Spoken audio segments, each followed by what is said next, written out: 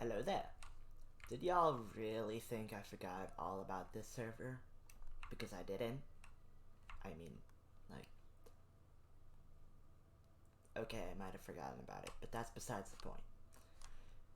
So, for this episode, I have a very, very nice plan. Except we're not gonna listen to that plan, because that's not at all what we do this episode.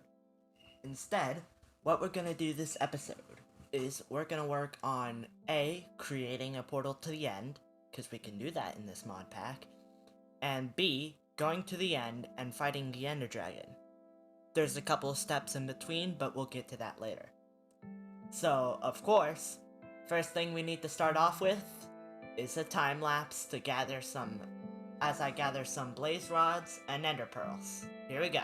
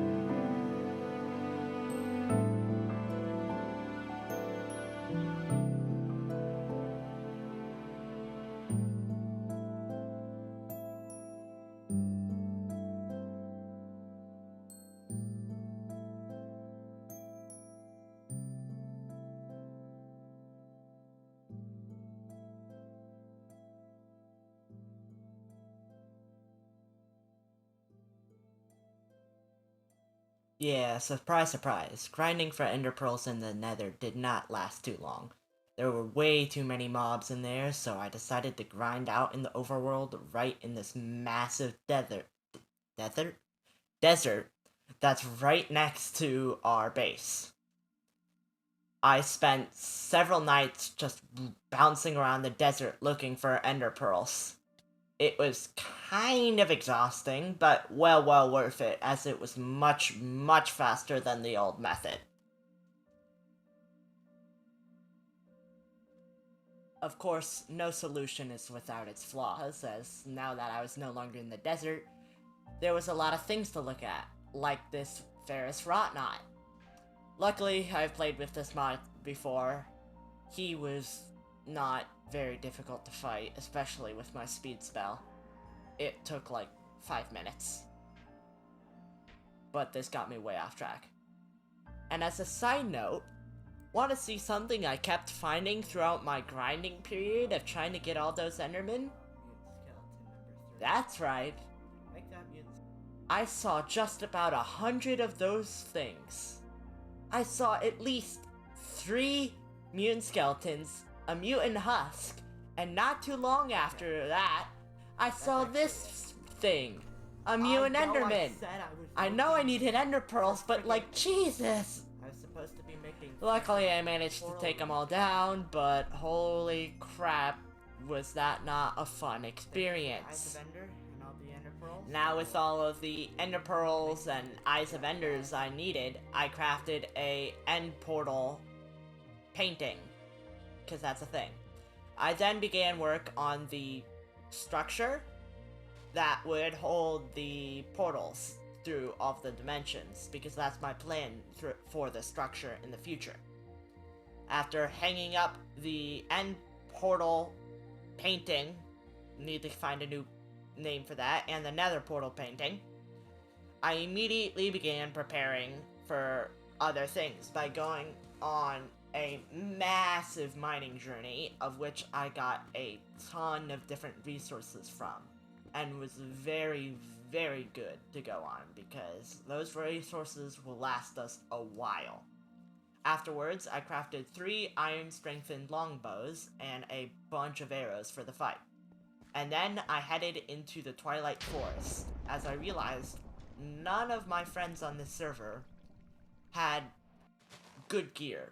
So I immediately went out and found a Naga spawn area, which isn't too hard to fight. You just essentially shoot it a bunch of times. No special trick with this thing. Of course it was glitching out, but you know, it was quite quick. Afterwards, I found this Twilight Lich Temple, and this one I've done before a lot of times, so again, was not too difficult, and took no time at all. Afterwards, I went out to find another Naga Temple, as I realized that this was the perfect armor to make for Salamander, as I didn't know this now, but he would be the only person to come help me fight the Ender Dragon. Next, I began the next piece of armor using blood magic. After, this happened. Yeah, you can't make a living sword, so this is just redundant and useless. I spent like 30 minutes trying to troubleshoot. This is the moment I realized. But of course, once I fixed my problem, it began working immediately. Afterwards, I realized I had no armor for Midnight, who I thought would help me, so I began grinding in the Nether for red gems.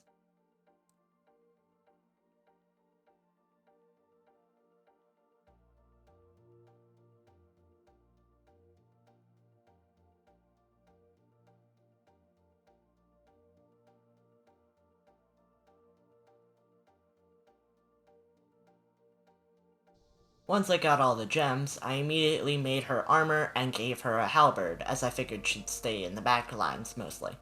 Afterwards, I made a evil wings potion to help out who I thought would be coming.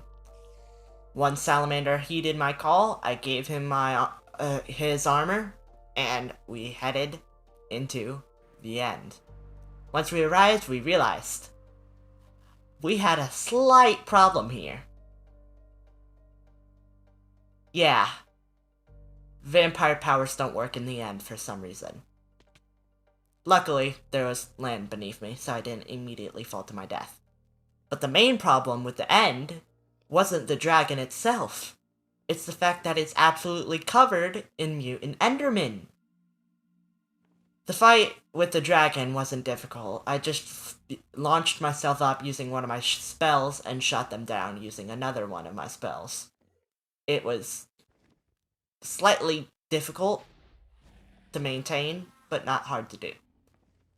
I kept having to save Salamander because he kept getting in the fights with the mutant Enderman because he can't fly because he doesn't have a launch spell. But of course, with no time at all, Salamander managed to land the final blow. And we managed to slay the Ender Dragon.